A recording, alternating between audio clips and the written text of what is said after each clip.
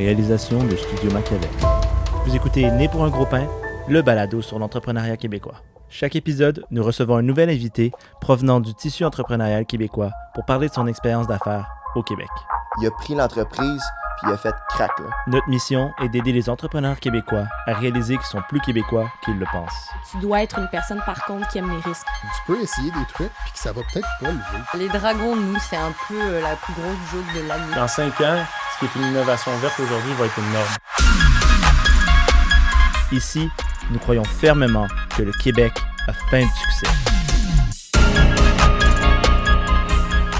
Pour ce 16e épisode, nous recevons Guillaume Parent de l'entreprise Galéa, la plus grande galerie d'art en ligne au Canada. Nous discutons de leur passage multiple en incubateur, de l'innovation dans l'art et la place importante de la famille. Pour ce faire, voici vos cohortes. Hamza Garnati, stratège authentique, et Louis Palacio, entrepreneur idéaliste. Alors, bienvenue à un nouvel épisode de Né pour un gros pain. Aujourd'hui, on reçoit Guillaume Parent de l'entreprise Galéa, qui est une galerie d'art en ligne qui souhaite démocratiser l'accès à l'art. Hamza, merci d'être avec moi. Merci. Hey, je pense que cet épisode, c'est mon épisode coup de cœur. Là. Vous savez comment j'aime l'art. Là. Donc, Guillaume, enchanté de te faire ta connaissance. Merci d'être avec nous. Épisode. Merci les boys, merci de me recevoir. Yes. Super. Donc, sans plus tarder, on t'en a parlé un petit peu avant, mais on voulait garder un peu la surprise en même temps. On commence tout le temps avec une première question brise-glace. Donc, on voulait savoir quel type de pain tu es, Guillaume. Très bonne question. J'y ai pensé juste avant notre podcast. En fait, je pense que si j'étais une sorte de pain, ça serait un pain à râpe. Un pain plat qui est amené à pouvoir recevoir plusieurs choses pour le déjeuner, pour le dîner, pour le souper, qui s'adapte un peu à toutes les sauces. Je pense que la versatilité, c'est vraiment un mot chez moi ou quelque chose qui me représente bien. De par justement autant mon parcours en ingénierie, mais avec là maintenant mon chapeau d'entrepreneur, maintenant je suis amené à aller chercher des qualités ou des connaissances dans plusieurs types d'industries ou de domaines. Fait que je pense que le pain à râpe pourrait très bien définir ça. Mais c'est comme si tu peux l'ajouter à ta propre sauce. Aussi, c'est vrai, peu importe la sauce. Interesting. Le pain est là, ouais. That's it. Super. Puis, dans le fond, je pense qu'on veut tout de suite apprendre un petit peu parler de Galéa. Donc, c'est quoi Galéa, dans le fond? Comment tu gagnes ton pain, Guillaume? Très bonne question. Galéa, c'est quoi? On est une galerie d'art en ligne et un réseau d'opportunités d'exposition. En fait, comment on se qualifie, c'est que les artistes peuvent s'inscrire sur notre plateforme, créer leur compte, puis vendre directement en ligne s'ils veulent. Mais l'élément qui est super intéressant puis au centre de tout ce qu'on fait, c'est qu'avec Galéa, contrairement à d'autres plateformes du genre, au lieu de seulement mettre tes œuvres en ligne puis attendre qu'il y ait quelque chose qui se passe, sur Galéa, les artistes prennent un peu contrôle de leur futur.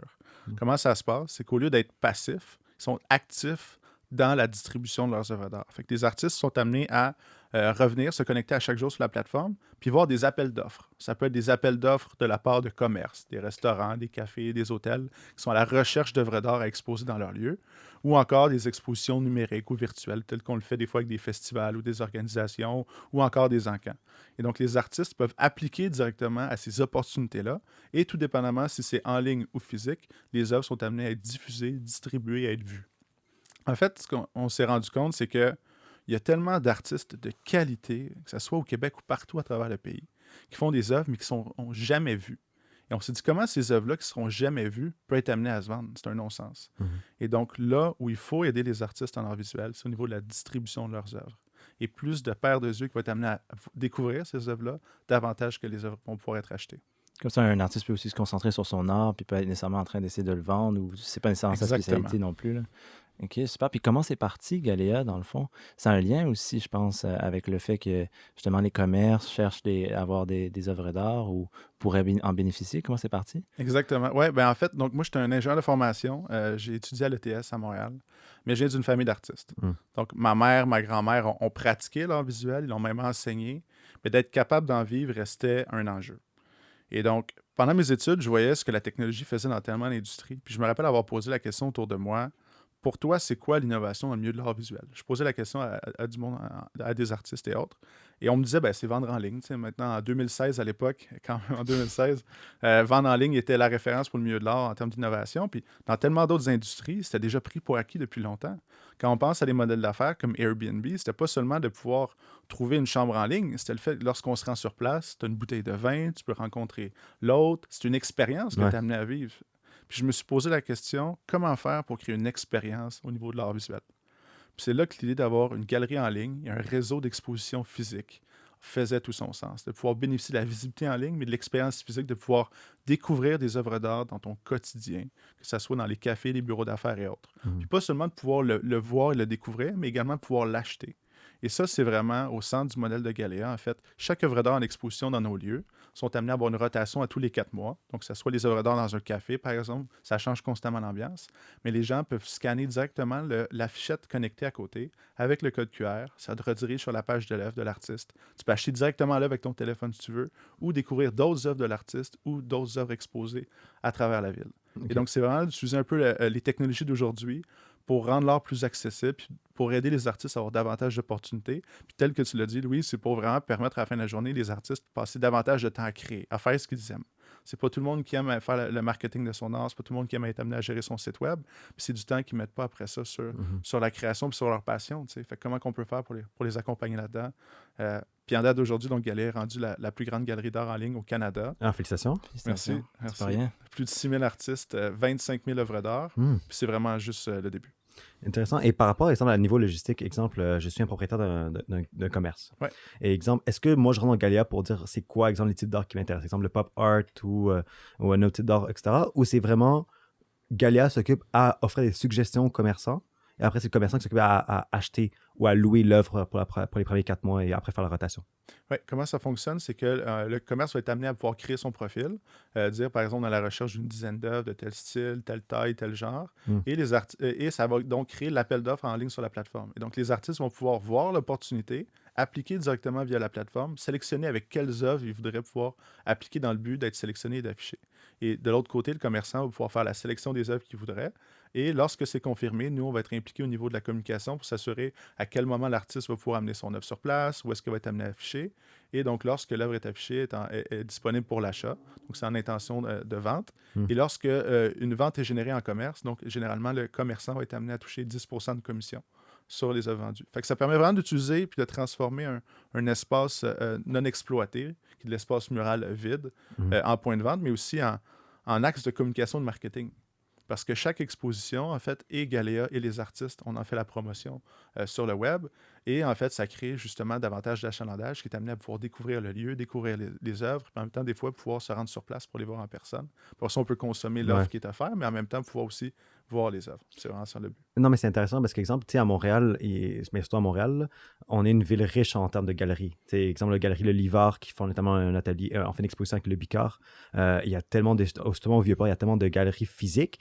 Et là, justement, tu arrives dans le mode, on va révolutionner cette industrie-là afin justement de le digitaliser pour démocratiser l'accès. Exactement. Est-ce que justement, tu voyais qu'il y avait est-ce que, exemple, à tes débuts, tu vois cette opportunité déjà présente ou tu voulais justement clasher cette industrie ou tu es comme dans un principe que tu veux collaborer quand même avec les galeries physiques? Comment toi, tu te positionnes par rapport à l'écosystème artistique ici au Québec?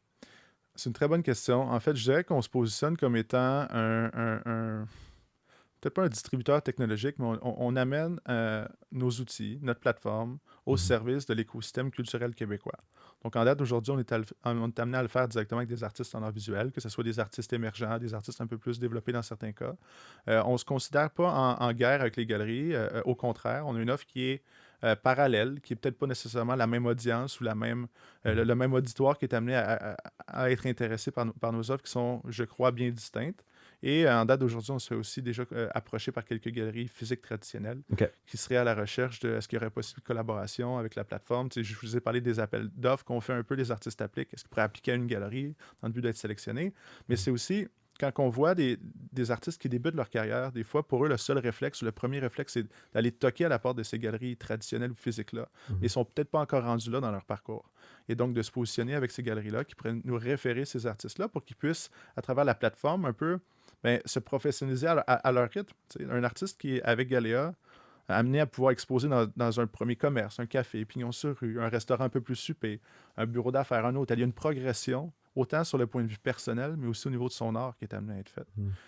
Ça se reflète également au niveau du prix, au niveau de sa consistance, de sa démarche artistique. Au fur et à mesure qu'il y a des ventes qui se font avec l'écosystème qu'on amène, on lui permet d'évoluer. Et peut-être qu'à un certain moment donné, l'artiste est prêt maintenant à exposer dans les galeries qu'initialement, c'était pas possible pour lui. Intéressant. Wow, ça, c'est vraiment un espace des opportunités de collaboration illimitées, là, dans le fond. Exactement. Il n'y a pas nécessairement à avoir une rivalité ou quoi que ce soit. C'est un travail ensemble qui va donner le résultat. Et je pense 100% que le milieu de l'art, que ce soit au Québec ou à l'ensemble du pays, il faut qu'on travaille ensemble si on veut aller de l'avant, si on veut permettre aux créateurs d'ici de faire voir et faire découvrir leur travail. On n'a pas le choix de travailler ensemble. Galéa, on se positionne. Oui, on amène l'aspect technologique. On est une start-up qui est amenée à évoluer grandement, mais on est là pour rester. On pense long terme, puis on veut créer vraiment des racines fortes avec le territoire québécois et les acteurs culturels. Ça, c'est sûr. Ça, c'est intéressant. Et justement, est-ce que cette mission était là depuis tes débuts, là, justement, quand tu as lancé ta business, justement, durant que tu étais aux études? Et après, quand justement, tu as cherché du financement avec Front Row Venture, qui était un de nos anciens invités, ici au balado. Raphaël Christian Roy, oui. Exact. Justement, c'est comment a été ton expérience en tant qu'étudiant à lancer ta business et déjà avoir du financement en tant qu'étudiant pour un projet aussi ambitieux que le tien? Excuse. Oui, très bonne question. En fait, chez Galéa, donc on est amené à être 3 cofondateurs en date d'aujourd'hui. Donc, il y a moi, il y a ma cofondatrice en charge des opérations qui s'appelle Lindsay Chang, ainsi que Mike Olson, qui est en charge des finances et des ressources humaines. Et donc, Lindsay Chang, en charge des opérations, était amenée à être aux études lorsqu'on a appliqué pour avoir du financement de Front Row. Donc, je venais tout juste de terminer mes études à l'ETS quand on a pu appliquer. Et en fait, donc, Lindsay est éligible. On a en fait l'ensemble du processus. Puis honnêtement, c'était une très belle épreuve, une très belle école pour nous. L'équipe là, de Front Row, ils ont été là pour nous, ils ont été attentifs, ils nous ont posé les bonnes questions au bon moment. Mais en même temps, ils comprenaient notre stade de croissance à ce moment-là. C'est normal que quand tu vas vers des entreprises qui débutent, qui sont toutes jeunes au niveau autant opérationnel, finance, etc., qui n'ont pas réponse à tout. Mais c'est de pouvoir nous guider un peu pour être capable de voir c'est quoi les prochaines étapes, c'est quoi un peu notre futur, puis comment structurer pour que ça fasse du sens. Et que ça soit donc avec Raphaël, que vous avez eu la chance de recevoir au podcast, ou toute l'équipe de Front Row, c'était vraiment un très bel apprentissage pour nous, puis une très belle école. Ouais. Puis tu dirais que là où vous êtes rendu, c'est en bonne partie grâce à Front Row. À quel point ça vous a propulsé en avant versus où vous seriez rendu sans Front Row? Mais en fait, c'était une première validation dans l'écosystème VC. Et donc, cette validation-là nous a permis à une prochaine étape. Ça nous a permis notamment de pouvoir avoir des introductions avec les gens chez Real Ventures pour pouvoir appliquer à la cohorte de Thunder Fuel. On a été sélectionnés dans le programme de Thunder Fuel, donc on est des alumni de la dernière cohorte. Et encore une fois, on a eu l'opportunité, Galéa, de faire plusieurs programmes de start-up depuis le début. Que ce soit donc, ou d'avoir de l'accompagnement de gens du milieu, que ce soit donc de la part de Front Row tel qu'on l'a mentionné, que ce soit du MT Lab dans le milieu touristique et culturel au Québec, ou également du côté de Zoo dans le milieu créatif aussi. Et finalement, donc, avec Thunder Fuel, que c'est vraiment la meilleure école possible au Canada pour comprendre quel est le capital de risque, comment structurer une ronde de financement, c'est quoi les objectifs à atteindre dans le but d'avoir une structure d'entreprise intéressante pour intéresser des investisseurs potentiels, autant des anges que des familles fortunées qui seraient intéressées, qui ont ce qu'on appelle des family office, ou même également donc des firmes de capital de risque. Et donc, c'est cette ouverture-là sur le monde que ça nous a amené. Et ça nous a amené aussi une certaine confiance. Tu sais, je ne vous cacherai pas, des fois, on est amené à voir les succès américains, puis on se pose des questions. Est-ce qu'on est à ce stade-là? Puis ils ont certaines croissances, certains nombres de ventes ou d'utilisateurs, puis on se pose des questions, mais Thunder Fuel nous a permis de croire en nous assez, puis se comparer au même niveau que ces gens-là, puis se comprendre qu'on est amené à innover autant qu'eux. À la fin de la journée, il faut en être fier, puis il faut pouvoir le mettre de l'avant. Et en date d'aujourd'hui, je pense que c'est vraiment une des choses que je retiens le plus de Thunder Fuel. C'est que ça nous a permis de croire en nous, croire en notre vision, de créer le plus gros réseau de distribution d'œuvres d'art à travers le monde. Wow. Puis avant de passer à la prochaine section, je pense que plusieurs de la famille doivent se demander comment un diplômé de l'ETS, donc un ingénieur, s'est retrouvé à partir une business en art. Peux-tu nous parler d'un peu comme, c'est quoi le lien avec l'art dans ton parcours? Très bonne question. En fait, donc, je suis un ingénieur de formation dans le milieu industriel à la base, dans ce qu'on appelait à l'ETS à l'époque, génie de la production automatisée. Donc, c'est un mélange d'électronique, d'informatique, de mécanique. Et donc, j'étais, oui, en ingénierie, mais avec un profil très versatile qui était amené à aller chercher des connaissances dans un peu tous les milieux. Et depuis très jeune, là, je m'intéressais au milieu de l'entrepreneuriat. J'avais été amené à commencer à travailler jeune, à aller ramasser les feuilles, faire le classique des histoires ou à à faire des dessins, même quand j'étais très très jeune, que j'essaie d'échanger contre de la nourriture à la récréation, des choses comme ça. That's it, on aime le grind. Ouais, ça. peu importe à son âge, on essaie de trouver des façons de pouvoir gagner son pain. Et à l'époque, donc c'était ma façon. Mais ouais, donc un profil relativement versatile. Puis je pense que c'était aussi la chance de trouver ma cofondatrice, Lindsay. Lindsay était une artiste, elle est toujours, malgré le fait qu'elle a un peu moins de temps pour créer. Elle-même essaie de toquer à la porte de différents cafés, restaurants dans le but d'exposer ses œuvres, les œuvres d'amis artistes également. Et elle est arrivée vraiment bloquée à un moment donné à la fin de son réseau. Donc, elle n'avait pas nécessairement possibilité d'aller à la prochaine étape. Puis, lors de 2 expositions, elle s'est fait parler de Galéa, du projet que j'essaie de monter, puis elle m'a tout de suite contacté, puis ça a vraiment été le coup de foudre d'affaires. Donc, c'était vraiment elle, l'artiste, avec un background en psychologie et en vente. Moi, l'ingénieur un peu versatile, qui avait des idées de grandeur. Donc, ensemble, on a décidé de lancer le projet de façon un peu plus officielle.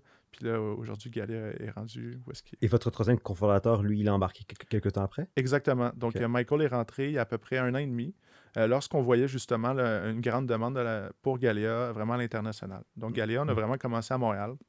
Au premier commerce, les premiers artistes dans le réseau. On a commencé à grandir à l'ensemble de la province et on commençait à avoir des gens qui nous contactaient par courriel, par Instagram et autres, que ce soit aux États-Unis ou en Europe, nous demandant quand est-ce qu'on va avoir des lieux auxquels on pourrait appliquer et afficher dans nos municipalités aussi. Et que ce soit des gens à Vancouver, Toronto et autres. Puis en date d'aujourd'hui, Galéa, on est amené à avoir donc des lieux d'exposition, que ce soit justement à Ottawa, la ville de Québec, à Montréal, à Toronto, à Vancouver. On planifie notre expansion aux États-Unis au courant de la prochaine année. Nice. Et donc, c'est vraiment un très beau parcours, mais c'est beaucoup de défis, puis beaucoup de challenges, mais pour rien au monde, je ferais les choses différemment. Je pense que je suis fier du chemin parcouru. Ben, on est aussi fiers de ton On est parcours. fiers de là. toi. Je pense que ça, c'est le Excellent. minimum qu'on peut dire.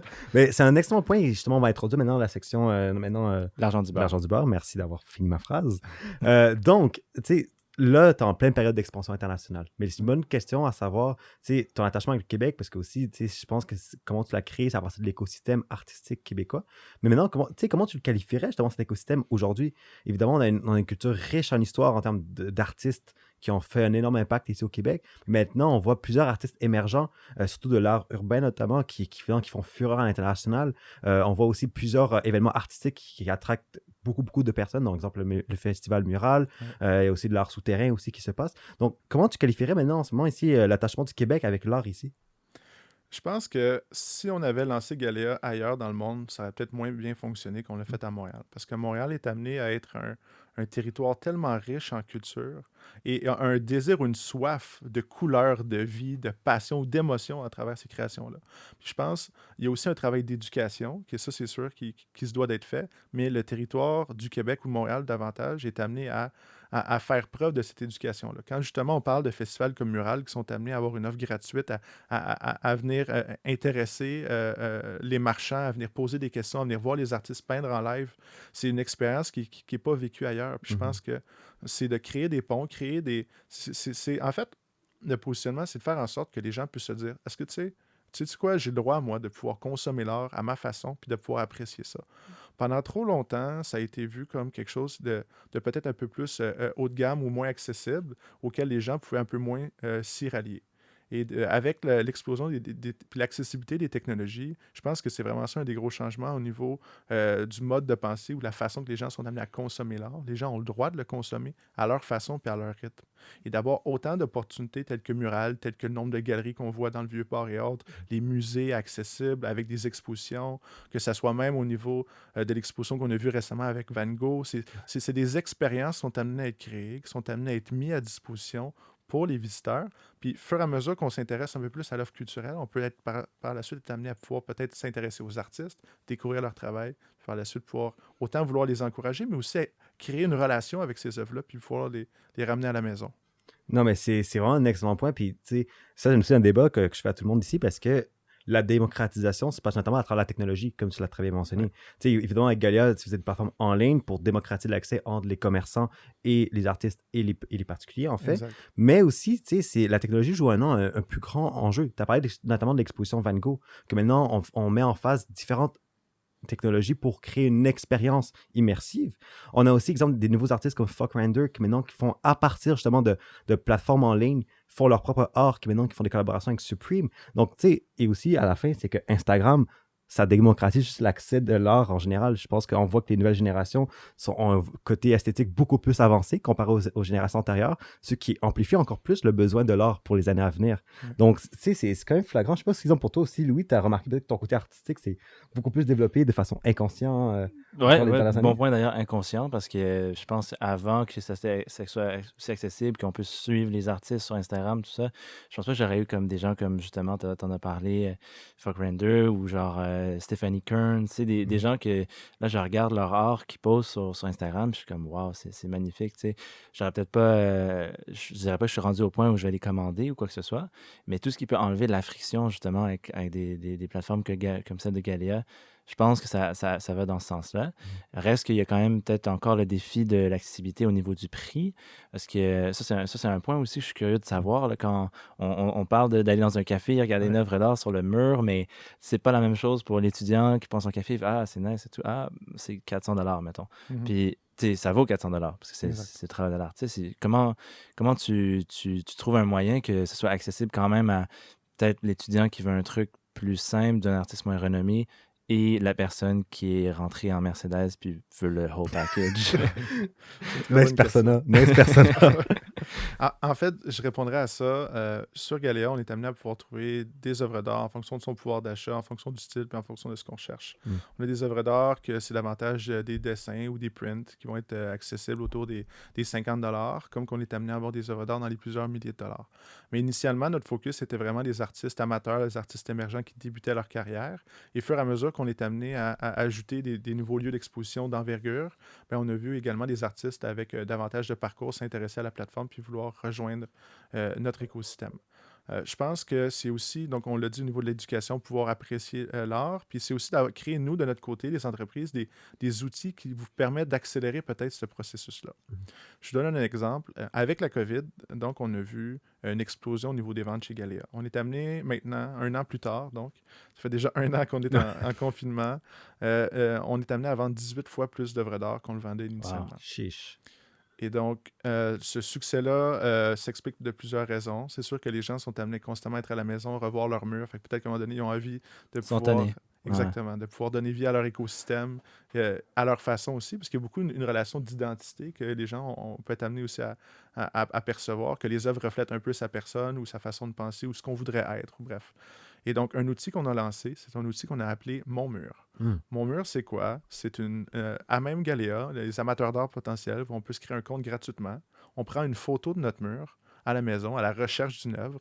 On écrit quelques mots-clés, le prix, des couleurs qu'on est amené à rechercher. Puis ça, notre équipe à l'interne va être amenée à trouver les œuvres pour vous faire des suggestions personnalisées en fonction de ce que vous voulez. Puis en date d'aujourd'hui, je pense que c'est 1 client sur 4 qui est amené à passer à l'achat après. Ah, ça, on crée vraiment de très beaux fits puis de très belles trouvailles. Ouais. C'est vraiment intéressant parce qu'au début, comment tu as expliqué, Galéa, c'était très B2B, justement, avec tes partenariats avec les différents commerçants. Mais là, le côté particulier embarque de plus en plus. Exact. Est-ce que justement, c'est un volet d'affaires que tu voyais qui devait s'exploiter beaucoup plus? Comment tu as évalué justement cette opportunité d'affaires en créant justement Mon Mur? Avant la pandémie, pour nous, le volet B2B au niveau des lieux d'exposition était vraiment le core de notre modèle d'affaires. À cette époque-là, je pense que ça représentait peut-être 70-75% de nos revenus. Et avec donc la situation actuelle, je pense que ça avait chuté à autour d'une dizaine de pourcents.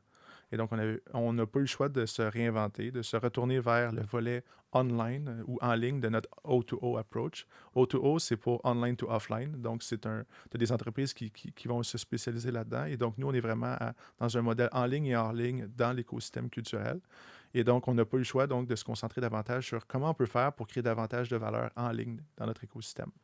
On a lancé Mon Mur, on a lancé des collections, que ce soit des œuvres d'art sous certains thèmes ou certaines régions, telles que des œuvres d'art pour le chalet, des œuvres d'art avec des paysages, des choses comme ça, que notre équipe est amenée à faire la sélection, encore une fois avec une rotation à tous les 3-4 mois pour constamment rafraîchir l'expérience pour les acheteurs potentiels. Et donc, on a également investi beaucoup dans notre galerie en ligne avec des nouveaux critères. On peut maintenant trouver des œuvres par couleur, par style, par taille, etc.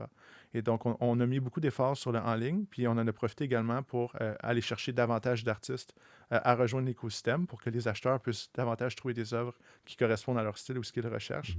Et donc, c'est ça aujourd'hui, plus de 25 000 œuvres d'art d'artistes à travers principalement le Canada, mais on a quand même des artistes qui sont inscrits dans une trentaine de pays maintenant. Nice.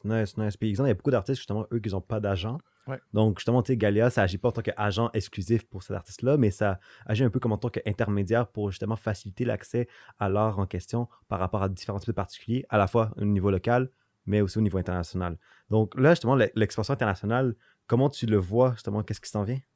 C'est des très beaux défis. C'est de prendre l'expérience qu'on a acquérie ici à Montréal et dans nos lieux à travers l'ensemble du pays. C'est à chaque fois, de chaque expérience, qu'est-ce qu'on peut faire pour apprendre le plus possible, pour pouvoir adapter notre solution. Mais c'est aussi pouvoir essayer, on a parlé beaucoup, la culture est au centre de tout.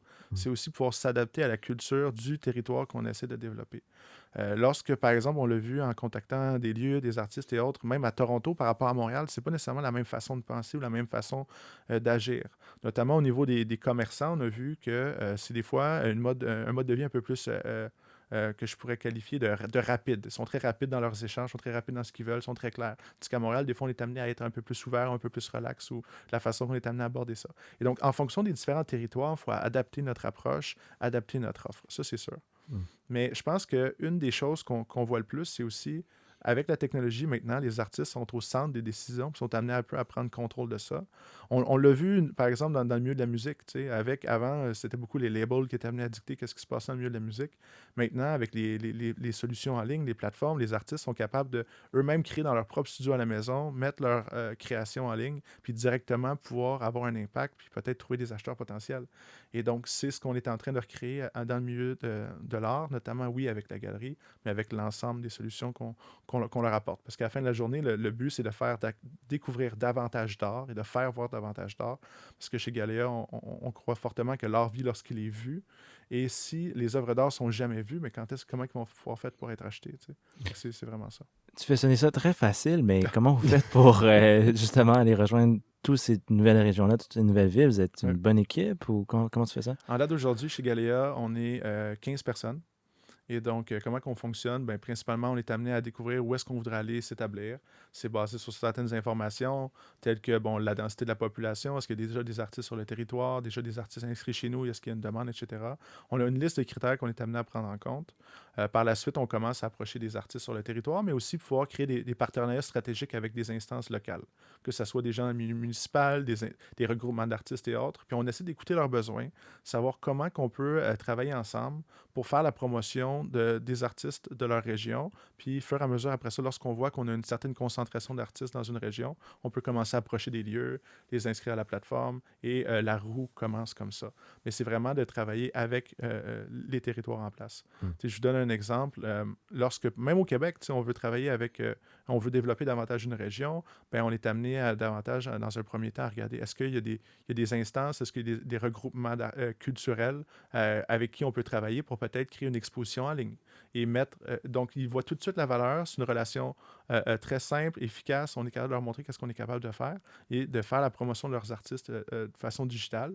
Puis c'est très bien reçu, notamment avec justement l'ensemble des événements qui ont été annulés. Ouais. On le voyait justement des fois des symposiums. C'est des artistes qui exposent dans un parc avec des tentes, mais c'est plus nécessairement possible ou avec les restrictions, etc. Ça reste des enjeux. Donc Galia, très facilement, on fait un appel de candidature, on travaille avec une ville, on est amené à faire la promotion de leurs artistes. Et c'est ce modèle-là, cette expertise-là qu'on a développée, en fait, on peut l'adapter à peu importe le territoire qu'on veut développer. Puis pour tout ce travail de moine-là, est-ce que vous commencez à récolter la récompense, les résultats? Est-ce que vous commencez à être rentable? Vous rentrez dans vos chiffres? Très bonne question. C'est sûr on se catégorise comme une entreprise en forte croissance. On investit beaucoup, justement, autant dans le niveau produit, dans le niveau du réseau. On l'a mentionné également, on est ce qu'on appelle une plateforme de marché, donc une marketplace qui est amenée à avoir 3 interlocuteurs, soit des acheteurs d'art, des commerçants ou des bureaux d'affaires qui sont amenés à exposer, ainsi que les artistes. Et donc, de pouvoir avoir autant une offre et une demande, une stabilité là-dedans, c'est quelque chose qui est très complexe. Mais avec l'équipe qu'on a et l'expertise qu'on a, on est vraiment capable de créer une très bonne balance, je dirais. Et donc, en date d'aujourd'hui, notre but, c'est vraiment de pouvoir accélérer la croissance puis d'amener Galia à l'international le plus rapidement possible. On voit l'impact, on voit la demande, c'est une question d'exécution. Donc, Galéa, au niveau de notre modèle de revenu, on est amené à se positionner différemment que les galeries traditionnelles. Donc, on a une solution qui est gratuite d'entrée pour les artistes. On peut vendre directement en ligne. Les commissions sont peut-être la moitié de ce qu'on est amené à avoir habituellement dans le milieu. Et il y a également des abonnements mensuels si on désire avoir davantage de services ou d'accompagnement. Ouais. Wow. Je pense que pour ceux qui écoutent, en tout cas, il ne manque pas de quoi ce service chez Galéa. Non, c'est ça. Puis là, justement, tu parles beaucoup d'accélérer. Tu as aussi une vision très bien établie. Ouais. Et justement, cette vision, tu l'as notamment pu construire à travers toutes tes participations, comme tu l'as un peu mentionné, à travers 5 incubateurs / accélérateurs. Ouais. Ça fait quand même beaucoup. Donc, sûr qu'en termes d'écosystème ici, d'entrepreneuriat ici à Montréal, je pense que genre, tu t'y connais assez bien. Et qu'est-ce que je voulais te demander, un peu comme question, c'est évidemment, il y a un énorme attrait à se positionner dans un incubateur. Par exemple, Found the Fuel ou MT Lab, etc. Parce qu'ils ont chacun leur particularité. Ouais. Mais à la fin, c'est comment toi, tu peux évaluer voici la valeur ajoutée à participer à cet incubateur-là et surtout, est-ce que ça en vaut la peine? Comment justement tu fais cette évaluation quand tu fais ta demande d'inscription par rapport à un incubateur ou un accélérateur?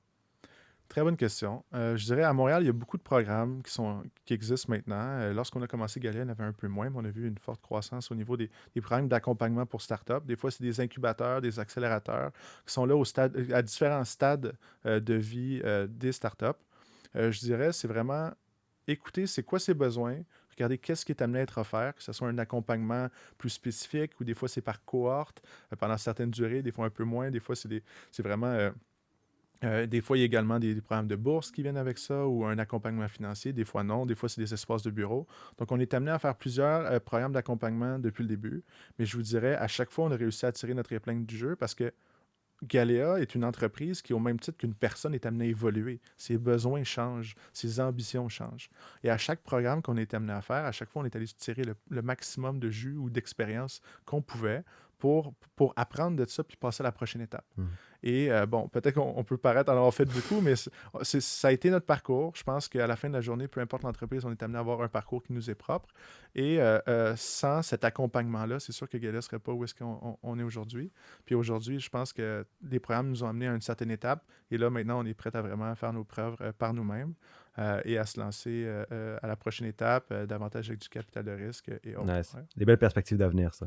Ouais, puis justement, tu disais, il y en a eu beaucoup. Genre, justement, c'est rare quand même qu'on entend parler de comme ça, back-à-back autant. Est-ce que tu dirais que, j'imagine, tu l'as dit toi-même, donc est-ce qu'on te dit que c'est beaucoup? Est-ce qu'on perçoit ça comme un manque de confiance ou d'avoir pris trop de temps les incubateurs?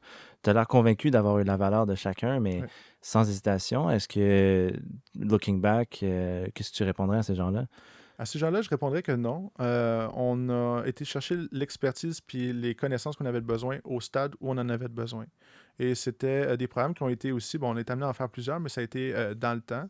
Et parce que justement, ils n'amenaient pas nécessairement les mêmes choses à la table, c'était des besoins différents qui étaient répondus à chaque fois. Et donc, je répondrais que peut-être que c'était de pouvoir avoir accès à ces opportunités-là. On s'est dit que pour nous, ça faisait tout du sens. Fait que ouais. De toute façon, c'est pas comme s'ils vous prenaient par la main tout le long non plus. Non, puis chacun exactement. a différentes approches aussi. C'est ça. Chaque programme a des approches différentes. Des fois, c'est seulement avoir un accès au bureau. Des fois, c'est des réseaux de contacts. Des fois, c'est des mentors qu'on est amené à rencontrer sur une base mensuelle. Et des fois, c'est des cohortes qui ressemblent plus à un esprit de famille. On est avec d'autres startups qui passent un peu à travers des problématiques différentes ou des fois aussi semblables à la nôtre avec qui on peut échanger. Puis je pense qu'une des choses que je retiens le plus de l'ensemble de ces programmes-là, c'est le réseau de contacts que je me suis bâti.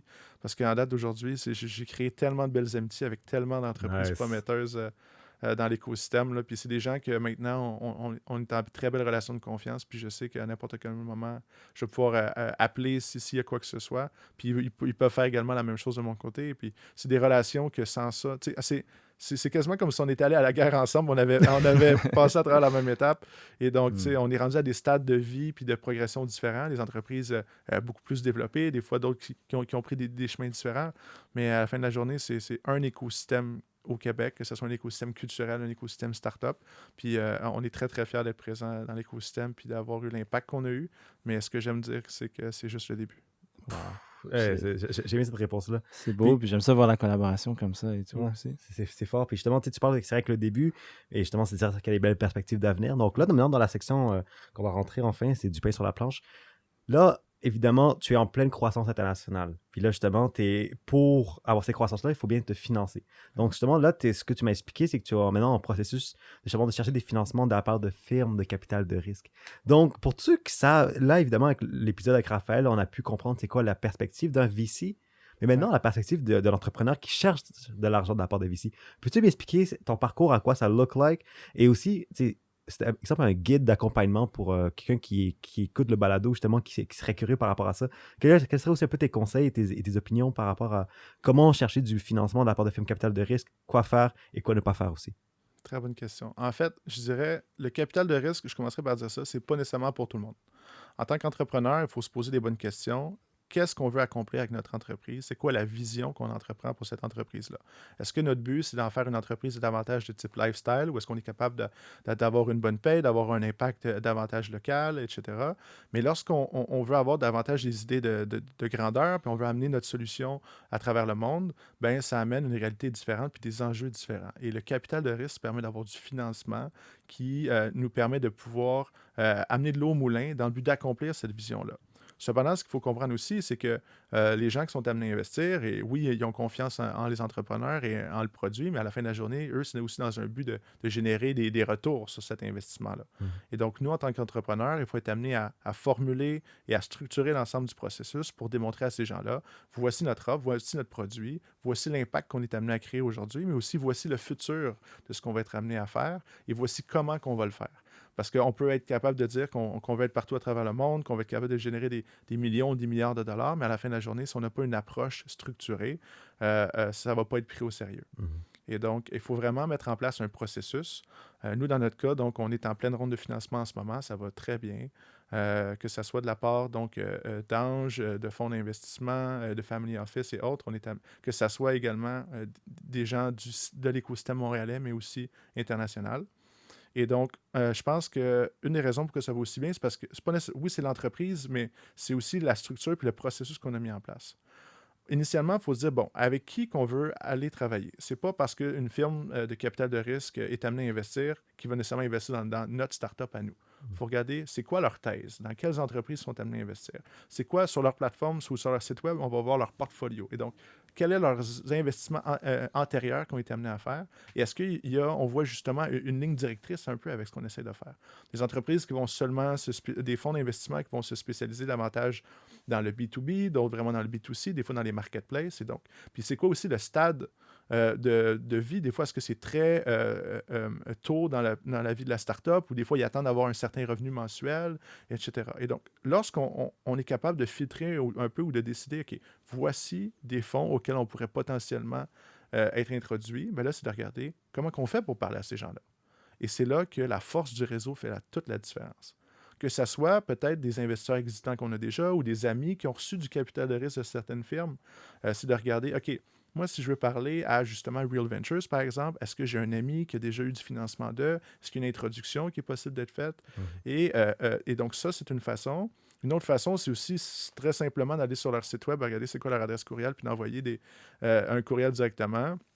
Je pense que Raphaël en a parlé aussi. Des fois, ça peut être considéré comme une bouteille à la mer parce que les fonds d'investissement sont amenés à être sollicités comme ça se peut pas. Ça.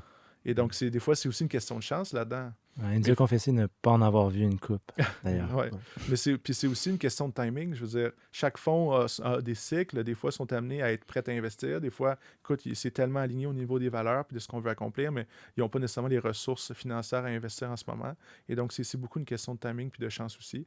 Mais si on est amené à structurer ça, d'avoir des introductions stratégiques, faire une documentation après chaque rencontre, faire des suivis, puis aussi apprendre de ça. Il y a plusieurs rencontres des fois où on se fait dire, écoutez, on voit ce que vous voulez faire, mais peut-être en termes de timing, etc., c'est pas le bon moment pour nous. Puis à chaque fois, c'est de regarder qu'est-ce qu'on aurait pu faire différemment, qu'est-ce qu'on a démontré, qu'est-ce qu'on n'a pas démontré qui aurait pu faire toute la différence. Et donc d'avoir ce processus-là de mettre en place et aussi donc de le documenter pour ça être sûr qu'on est dans la bonne direction. Ouais. Et est-ce que dans ton courriel d'introduction par rapport à justement un capital de risque, est-ce que tu aussi est-ce qu'en fait tu inclus ton pitch deck aussi ou tu attends justement à la deuxième étape de le présenter en live? Comment toi justement niveau stratégie, comment tu fais? Donc nous, on n'est pas amené à envoyer le pitch deck initialement. On fait ce qu'on appelle un blurb. Donc c'est un court message qui va dire exactement qui est Galéa, qu'est-ce qu'on fait, c'est quoi l'attraction qu'on a en ce moment. Puis puis combien qu'on va être amené à l'élever en termes de capital de risque. OK. Donc, c'est un court courriel qui résume ça, puis tout dépendamment de l'intérêt, et si justement ils veulent en apprendre davantage, là, on peut être amené à envoyer une version raccourcie du deck, donc qui est amené à expliquer... Un one-pager, un peu? des fois, c'est une dizaine de slides, mais qui est amené à... Mais un one-pager, on l'a déjà fait aussi, tout dépendamment. Tout le monde a un peu sa propre vision. Puis après ça, on peut avoir donc une première rencontre avec un analyste ou quelqu'un qui commence. Puis tout dépendamment donc de cette rencontre-là, eux, de leur côté, ont des cases à cocher sur est-ce que l'entreprise a un certain niveau de maturité, est-ce que c'est aligné avec nos valeurs ou la thèse d'investissement. Et tout dépendamment, par la suite, donc là, on peut être amené à rencontrer un managing partner ou donc quelqu'un qui est un peu plus senior dans l'entreprise qui va être amené après ça à pouvoir nous présenter au comité d'investissement. Et donc là, c'est vraiment de présenter au comité d'investissement qui sont un peu les patrons du fonds, si on veut. Et par la suite, donc si l'investissement est accepté, ben donc l'investissement peut être fait et on peut aller à la prochaine étape. OK, ben je aussi qu'il y a une procédure de négociation aussi. Exactement. C'est quand même beaucoup d'étapes, hein? Il y a on beaucoup y pense, là? d'étapes, c'est très... Ouais. Ça demande beaucoup de temps. Aussi, j'imagine, et de ressources. Hein. Mais je vous dirais, je suis tellement reconnaissant de l'équipe que j'ai chez Galea, là, parce qu'il faut comprendre que ça demande beaucoup de temps. C'est un travail à temps plein, gérer une ronde de financement. Que ce soit mon partenaire Michael et Lindsay qui sont amenés présents avec moi dans les rencontres, mais c'est aussi toute l'équipe chez Galea qui est amenée à travailler tellement fort. Puis tout le temps qu'on met au niveau de la ronde, c'est du temps qu'on ne met pas au point de vue opérationnel, puis qu'on ne met pas au niveau du développement des affaires. Et donc, il faut voir ça aussi, des rondes de financement, comme étant presque une distraction, si on veut. Et donc, le plus de temps qu'on met sur la ronde, le moins on met de temps sur le business. Fait que c'est pour ça que lorsqu'on planifie une ronde d'investissement, le but, c'est d'aller chercher du capital de risque pour s'assurer ce qu'on dit un runway de 18 à 24 mois pour être capable de, lorsqu'on a le capital, focuser sur la business pour générer le plus de valeur possible, dans le but par la suite d'aller faire une deuxième ronde de financement, mais cette fois-ci une évaluation beaucoup plus élevée. Ouais. Wow. 18 à 24 mois, je prends note. 18 à 24 mois, habituellement. Donc, ouais. Puis il y a un sujet que on peut pas manquer. Le sujet de C'est l'heure, là. Le sujet de l'heure. Ouais. Gary Vee me le rappelle à chaque vidéo. Il arrête pas d'en parler. Le bon Donc, vieux Gary Vee. le bon Gary. vieux Gary Vee, Gary Vaynerchuk. Donc, les NFTs, donc les Non-Fungible Tokens. Ouais. Sûrement que tu connais encore mieux que ça que moi, mais essentiellement, rapidement, c'est un type de token. Donc, on a vu le Bitcoin, tout ça arriver, mais qui est unique. Donc, on peut acheter. Donc, un des exemples parfaits de ça, de token en ligne, c'est donc c'est un produit virtuel, mais ça va être l'art virtuel. Donc, acheter, par exemple, un fichier graphique, donc une œuvre d'art virtuelle, que ce soit une animation GIF, un modèle 3D ou carrément une version PNG d'une œuvre d'art. Ça a une valeur, même que je pense que récemment pour 69 millions. Ouais. 69 millions, il y en a un qui s'est vendu tout récemment. Puis, C'est ça, c'est comme un certificat d'authenticité puis un certificat de propriété un peu en même temps. t'es le seul qui peut l'avoir. Et que ça, mais à travers la blockchain, c'est que c'est vraiment beaucoup plus puissant. Puis c'est ça aussi qui est vraiment intéressant, c'est que là, ça encore plus démocratise à la fois l'accès à la fois l'encan, mais aussi juste le fait que c'est un nouvel type d'investissement. Et avec maintenant la grande effervescence du blockchain, c'est vraiment la cause de popularité. Puis c'est ça qu'on voulait savoir, c'est, Steven, pour ton industrie et ta entreprise, je pense que là, tu commences à te faire taper la porte un peu pour dire « Hey, gars, il y a NFT, comment vous vous positionnez par rapport à ça? » C'est une menace, un peu. Ouais, donc on te pose la question. Comment tu te situes par rapport à ça? C'est une très bonne question. Moi, je pense que davantage d'art qui est consommé, le mieux, c'est mieux pour tout le monde. Le mieux, c'est pour tout le monde. En fait, c'est une façon de pouvoir consommer l'art. C'est des œuvres d'art qui sont donc dites virtuelles, qui sont amenées à être uniques, et donc on peut acheter et revendre en ligne. C'est des œuvres qui ne sont pas tangibles, là, donc c'est important de comprendre. Ce n'est pas comme un cadre qu'on peut mettre à la maison. Et donc, c'est un asset, c'est quelque chose qu'on est amené à acheter. Et en date, récemment, on a vu des entreprises qui ont développé comme des cadres virtuels où est-ce qu'on peut être amené à afficher l'image de la création en question qu'on a acquérie dans le passé. Nice. Et donc, c'est pour faire un pont également dans le monde physique, puis quand même pouvoir apprécier ces œuvres d'art-là. Et donc, l'œuvre que tu faisais référence, donc, c'est l'œuvre d'un artiste qui s'appelle Beppel, qui a vendu une œuvre d'art pour 69 millions de dollars récemment, donc qui est une œuvre donc, dite NFT, donc Non-Fungible Token. Comment je me positionne par rapport à ça? C'est une bonne question. Je pense qu'il y a définitivement une bulle en ce moment dans cet écosystème-là. Il y a beaucoup de gens qui voient ça comme est-ce que c'est la prochaine ruée vers l'or? Je pense que comme tout investissement ou tout achat, il faut être prudent, il faut faire ses devoirs, il faut faire des recherches. Il faut savoir dans quoi qu'on s'embarque. Et c'est pas parce qu'on va être amené à acheter une œuvre d'art dans le point de vue, dans une optique qui va être amenée à augmenter en valeur qu'elle va nécessairement le faire.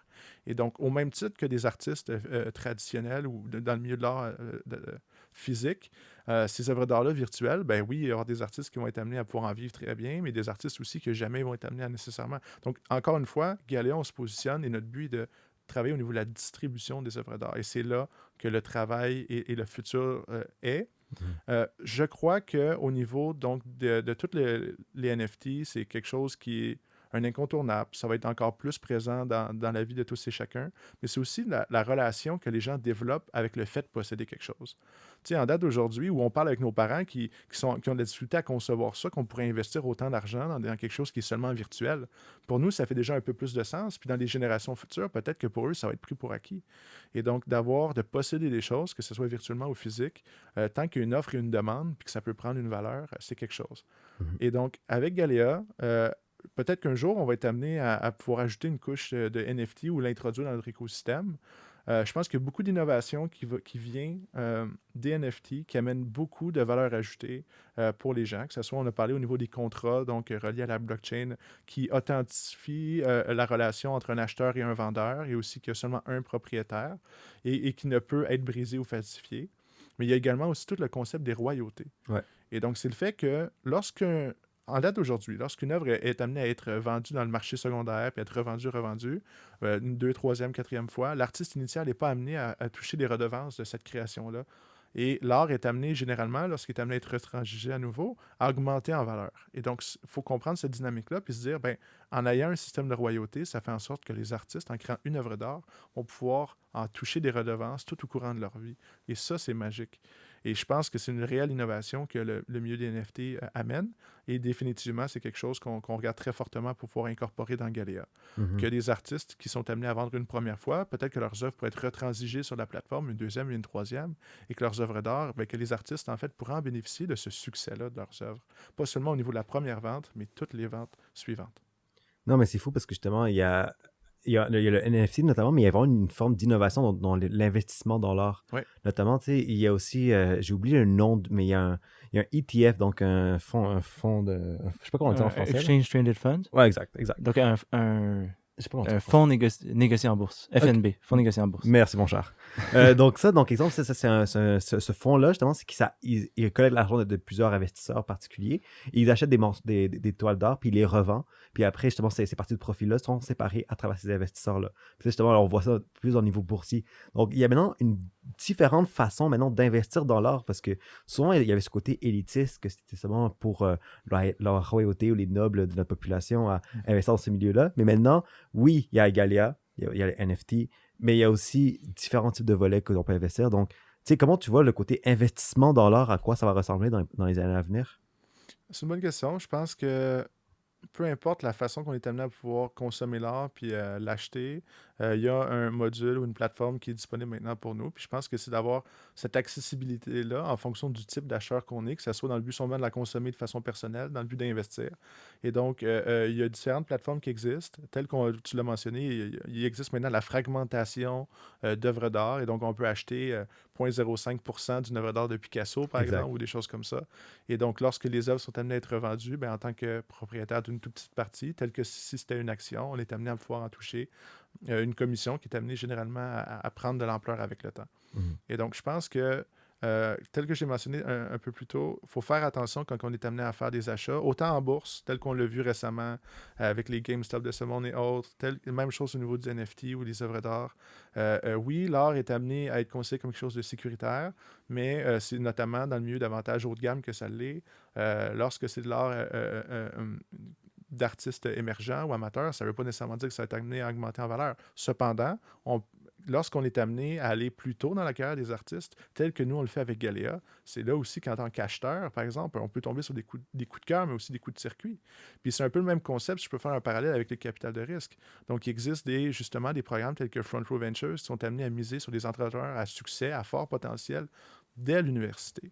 Et lorsque ces entreprises-là vont être amenées à prendre de l'ampleur puis générer des millions de dollars de revenus puis de valeur à travers le monde, Front Row va pouvoir en bénéficier. Et donc, c'est un peu cette approche-là qu'on s'est positionné. En fait, avec Galéa, ce qu'on permet de faire, c'est justement aux artistes de se professionnaliser. Mais le but, c'est presque de créer une nouvelle classe moyenne d'artistes qui sont amenés à pouvoir vivre de leur art. Et c'est trop souvent, on est amené à voir les artistes comme étant soit très, très, très pauvres, puis quelques-uns sont amenés à pouvoir être connus puis devenir célèbres. Mais pourquoi c'est cette réalité-là? Puis pourquoi on devrait accepter ça? Et donc, avec Galéa et d'autres solutions qui existent aujourd'hui, je pense que c'est davantage d'options pour les artistes et pour les consommateurs de pouvoir consommer l'art à son propre rythme en fonction de ce qu'on recherche et justement permettre à l'ensemble du milieu culturel, non pas seulement québécois, mais canadien et même international, de s'élever et de donner davantage de contrôle aux artistes pour qu'ils puissent prendre contrôle de leur destin. C'est vraiment ça qu'on essaie de faire. Très, très, très bien dit. Wow, je suis impressionné. Mais dans le fond, je pense que Hamza, on peut clore un petit peu l'épisode. Mais avant tout, je pense que tu as déjà fait un pitch tout le long, mais si tu avais un 30 secondes où tu fais prendre un moment, dire à la caméra un petit peu c'est quoi Galéa, c'est pourquoi on devrait croire en Galéa, où on peut retrouver Galéa. Ton pitch de 30 secondes, 1 minute sur Galéa, your time to shine. Que ce soit pour des artistes à la recherche d'une plateforme pour pouvoir distribuer ou vendre directement leur art, ou même si vous êtes un commerçant qui aimerait pouvoir exposer des œuvres d'art sur vos murs, ou même un acheteur potentiel à la recherche de l'œuvre d'art parfaite pour donner vie à vos murs, en fait, c'est sur galea.ca, donc www.galea.ca. Ça va me faire plaisir que vous puissiez écrire à notre support à la clientèle si vous avez des questions, pouvoir chercher des œuvres d'art à votre rythme et pouvoir tester donc notre solution qu'on appelait Mon Mur. En fait, je voulais aussi pouvoir offrir aux gens qui nous écoutent aujourd'hui la possibilité d'avoir un rabais. Yeah! Donc, si vous utilisez le code GROSPAIN10, on va donner 10% de rabais sur les œuvres d'art qui vont être achetées via le service, donc Mon Mur, donc avec notre service de conseiller en art. Donc, je vous invite à essayer ça. Puis ouais, on est sur Instagram, sur LinkedIn, sur Twitter, sur Pinterest et donc sur notre site internet www.galea.ca. Démocratisation de l'art, on est là pour tout le monde, puis ça va nous faire plaisir de répondre à vos questions puis de vous aider. Donc là, avec la générosité justement de Guillaume, vous n'avez aucune excuse. Si, exemple, vous avez un artiste que vous voyez dans Galéa, que vous avez un coup de cœur, mais avec le code rabais de collaboration, vous n'avez aucune excuse pour avoir votre mur ensoleillé à partir de votre offre d'art qui en vaut la peine. Et aussi, un autre truc, c'est là maintenant, vous pouvez même jouer un peu au jeu de Scavenger Hunt. La prochaine fois que vous avez un petit café ou un petit commerce et que vous voyez une toile d'or avec un QR code, most probably, c'est Galéa. Donc, n'hésitez pas aussi à utiliser aussi l'application avec le QR code pour retrouver votre art et avoir une plus grande facilité d'accès. Parce que justement, avec votre Instagram, vous avez quand même 14 000 abonnés, quand même un gros réseau. Ça grandit bien, puis il y a un très bon reach. Sur Facebook aussi, ça grandit bien. Puis si je regarde au courant des, je pense, les 12 derniers mois sur Galéa, c'est plus de 2 millions de pages vues. Donc, c'est beaucoup de trafic, beaucoup d'artistes qui sont découverts, puis d'art qui est acheté sur la plateforme. Ouais. Exact. Donc, on peut le dire, c'est une vraie fierté entrepreneuriale ici qu'on a devant toi. Donc, vraiment, fait une grosse félicitation là. Alors, sur ça, Louis-Guillaume, mais il y a beaucoup de Louis-Guillaume ici. Mon cher Louis, où on peut suivre le balado Né pour un gros pain? On peut nous suivre sur Instagram, Facebook, toutes les grandes plateformes. Puis nous retrouver, on va bientôt avoir un site aussi revampé, donc je laisse un petit cue là-dessus. Nice. Puis sinon, c'est ça, sur toutes les grandes plateformes, on nous écoute soit YouTube, Spotify, Apple Podcasts ou Google Podcasts. Donc, après cet épisode, n'hésitez pas à nous partager vos commentaires, vos opinions, vos suggestions. Et aussi, si vous avez un coup de cœur par rapport à un artiste que vous aimez, n'hésitez pas à l'écrire dans les commentaires. Disons, on en a parlé, moi et Guillaume, mais nous, on aime beaucoup Tina Cartier, une forme de pop art. Mais si vous avez une autre petite artiste que vous désirez en fait mettre la lumière ou faire la promotion à travers un balado, n'hésitez pas à le taguer dans les commentaires, soit dans la publication Instagram ou Facebook ou LinkedIn. Parce que, exemple, avec notre artiste comme Finlin, nos artistes ont besoin d'amour, ils ont besoin justement de popularité. Puis je pense qu'avec ton projet ici à Galéa, puis si nous on peut faire un peu une façon d'aider la communauté, ça nous fera plaisir. Donc encore une fois, merci Guillaume de ta participation et de toute implication ici au Québec. Merci les gars pour l'invitation, c'est un plaisir. Nice. Alors, au prochain épisode? Au prochain. Ciao. Et c'est déjà la fin de l'épisode. On tenait à te remercier d'être un affamé, d'être un fan du balado Né pour un gros pain et de croire en notre mouvement. On a beaucoup de nouveautés qui s'en viennent pour toi cette saison et on espère que tu resteras à l'affût. Sur ce, on se revoit très bientôt pour un prochain épisode.